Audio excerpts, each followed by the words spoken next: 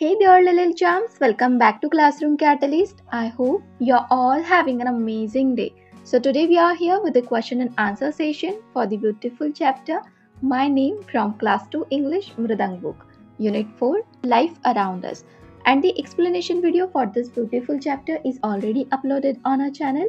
If you haven't watched it, the link is in the description. So, don't forget to check it out.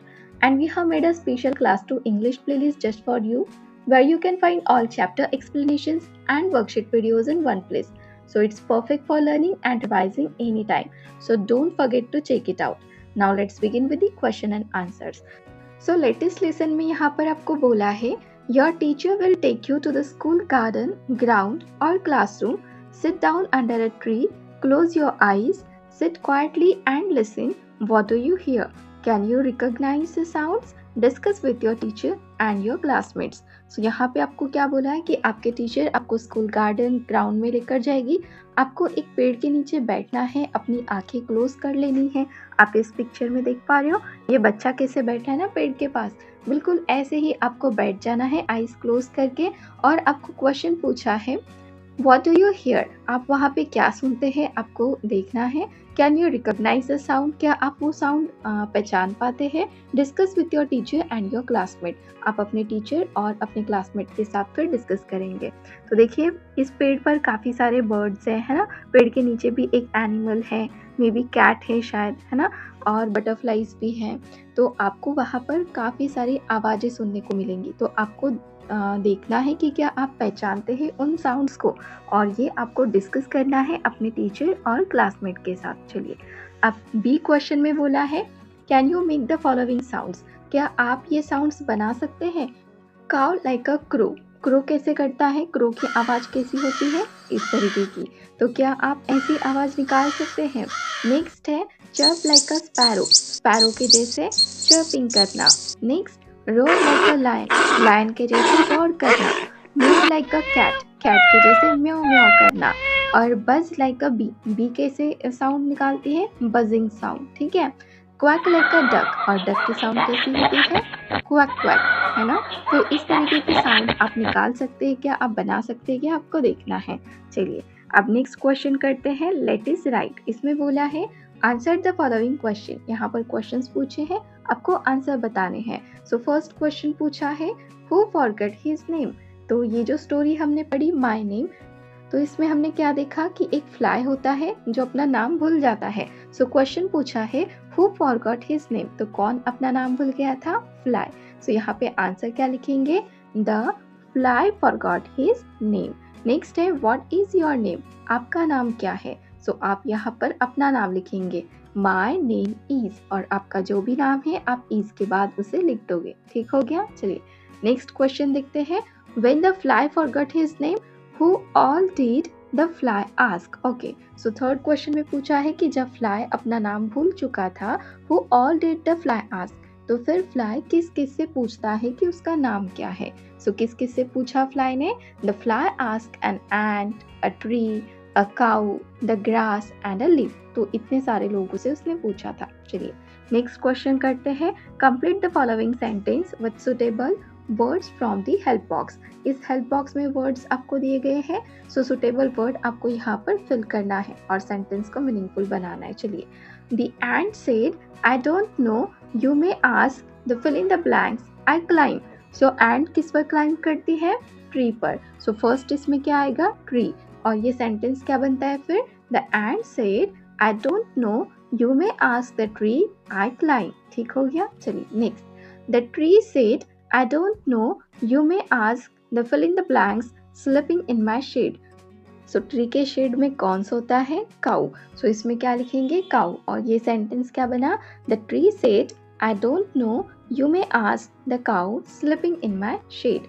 चलिए next देखते हैं the cow said I don't know, you may ask the fill in the blanks, I eat. सो काऊ क्या खाती है, grass. तो यहाँ पर क्या लिखेंगे, ग्रास, और सेंटेंस क्या बनेगा, the cow said I don't know, you may ask the grass, I eat. Next है the grass said I don't know, you may ask the fallen on me. So इस फिल इन द ब्लैंक्स में क्या लिखेंगे, live, है ना, यहाँ पर live है, ये फर्स्ट है। सो ये सेंटेंस क्या बनेगा, the grass said I don't know, you may ask the live fallen on me. So grass कहता है कि मुझे नहीं पता, बट तुम उस लिव से पूछ सकते हो जो मुझ पे गिरता है। चलिए नेक्स्ट देखते हैं, और ये लास्ट है। Seeing the leaf fill in the blanks, the fly remember his name. Seeing the leaf, leaf ने क्या किया था, fly किया था। So यहाँ पर क्या लिखेंगे, fly. So seeing the leaf fly, the fly remember his name. Next question करते हैं, let us do. सिंपल सा क्वेश्चन है, इसमें आपको बोला है दिस इज अ स्टोरी, एक स्टोरी है।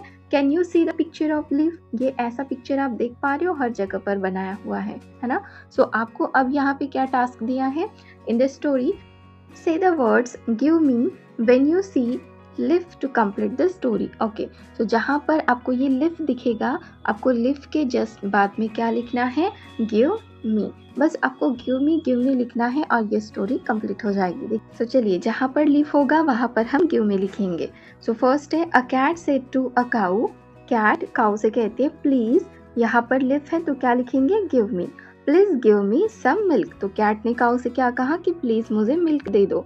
नेक्स्ट है, व्हाट विल यू, क्या लिखेंगे यहाँ पर, गिव मी, क्योंकि लीफ है ना इसलिए give me. So what will you give me, ask the cow, cow ने पूछा कि तुम मुझे क्या दोगी। Will you give me grass, फिर से लीफ के बाद यहाँ पर क्या लिखेंगे, give me. Will you give me grass, क्या तुम मुझे ग्रास दोगे। I have no grass said the cat, will you, फिर से लीफ है, फिर से give me. Will you give me water, ask the काऊ, तो काऊ ने क्या पूछा, क्या तुम मुझे वाटर दोगे। I have no water, said the cat. Cat ने क्या कहा कि मेरे पास वाटर नहीं है, but I will say thank you if you, फिर से लीफ है तो क्या लिखेंगे, give me, if you give me milk. Good, said the cow, then I will give you milk. तो फिर काऊ क्या करती है, अच्छा तो फिर मैं तुम्हें मिल्क दूंगी। चलिए नेक्स्ट क्वेश्चन करते हैं। Now write the words give me next to the leaf. Okay, so जहाँ पर लिव था उसके नेक्स्ट में हमने क्या लिखा, गिव मी। सो यहाँ पे वही बोला गया है कि लिव के नेक्स्ट में आपको गिव मी लिखना है।